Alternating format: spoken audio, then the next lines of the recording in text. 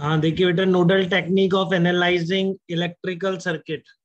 तो अब तक हमने केवीएल पढ़ा है, हमने एनालाइज करने का इलेक्ट्रिकल सर्किट को। एनालिसिस का मतलब इलेक्ट्रिकल सर्किट के अभी तक हम यही समझ रहे हैं कि हर ब्रांच में करंट पता हो आपको, हर पॉइंट किसी भी दो पॉइंट का पोटेंशियल डिफरेंस पता हो। ठीक है। तो अभी तक आपने जो मेथड पढ़ा है किरचॉफ वोल्टेज लॉ, कई बार उस मेथड से बहुत लेंदी हो जाती है प्रॉब्लम। ठीक है। और जो आप 99% चांस है कि आप मेंस या एडवांस की प्रॉब्लम में इसी नोडल टेक्निक का यूज करोगे। तो देखिए अप्लाई कैसे करना है, क्या है टेक्निक। फर्स्ट पॉइंट देखो, in this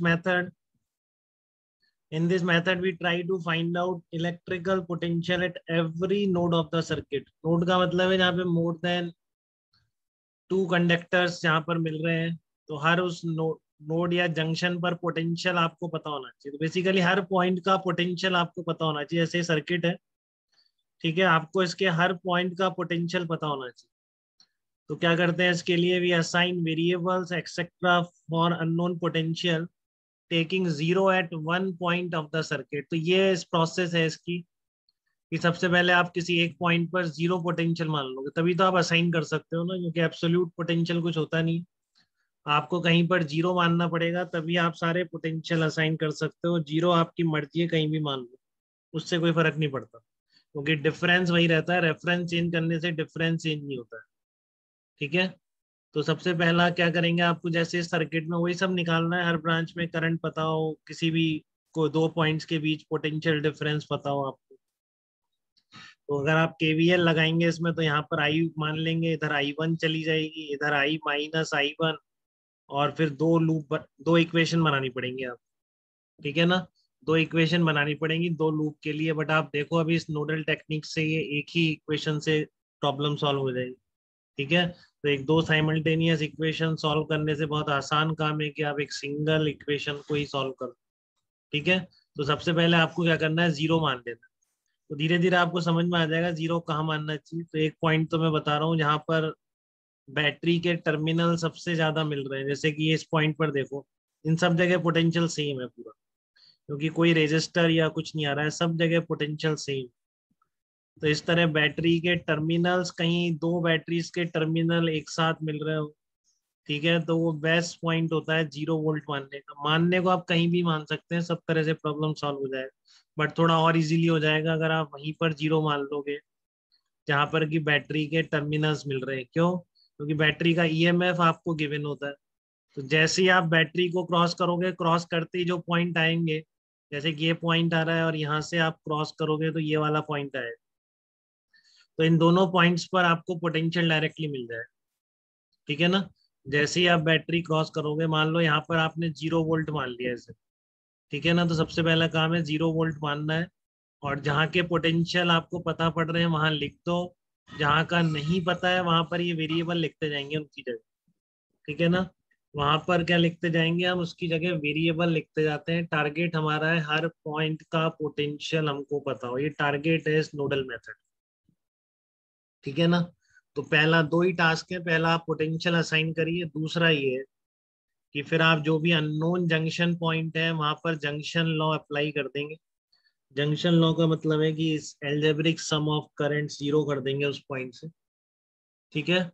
तो ये दो काम आपको करने हैं इस नोडल टेक्निक में, इलेक्ट्रिकल सर्किट को हैंडल करने का जो मेथड है। तो देखो आप एक बार यहाँ से शुरू किया, देखो मैंने ये आपका यहाँ पर जीरो बोल दिया मैंने। ठीक है, यहाँ पे जीरो पोटेंशियल कह दिया, यहाँ पर जीरो पोटेंशियल है। और जैसे ही आप बैटरी को क्रॉस करेंगे, तो यहाँ पर दो बैटरीज दिख रही हैं, 3 वोल्ट और 4 वोल्ट की बैटरीज दिख रही हैं।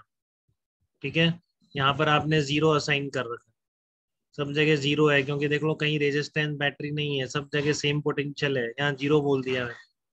ठीक है। अब जैसे ही आप इसको क्रॉस करोगे, तो इलेक्ट्रिक फील्ड के अपोजिट क्रॉस कर रहे हो बैटरी, प्लस से माइनस की तरफ होता है फील्ड, तो अपोजिट क्रॉस करोगे तो यहाँ का कितना पोटेंशियल लिख दोगे, 3 वोल्ट लिख दोगे।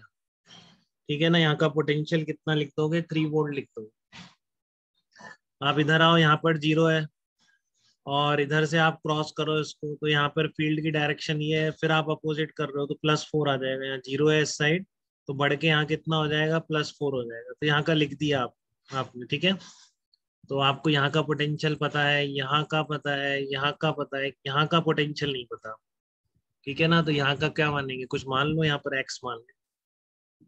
ठीक है ना, अब सबके पता है एक्स को, एक्स अननोन है, लेकिन सारे जगह पोटेंशियल असाइन हो चुका है और कोई पॉइंट बचा नहीं है जहाँ का असाइन कर।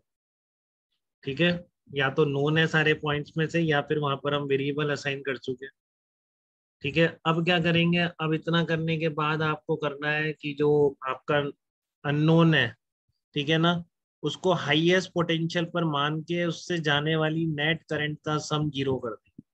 ठीक है ना, जितने वेरिएबल्स होंगे, कहीं का एक्स है कहीं पर वाई भी हो सकता है, अभी तो एक ही है, तो जितने वेरिएबल्स होंगे हर उस वेरिएबल्स नोड के ऊपर आपको इक्वेशन लिखनी है for junction law sum of current equal to zero.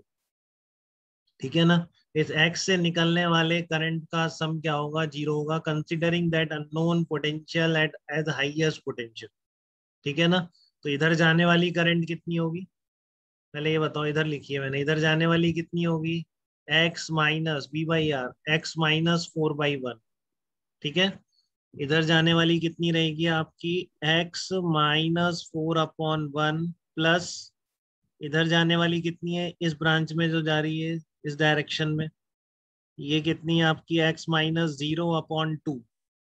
ठीक है, एक्स माइनस 0/2। अब ये वाली कितनी हो जाएगी, ये वाली हो जाएगी आपकी एक्स माइनस 3/4 इक्वल टू 0।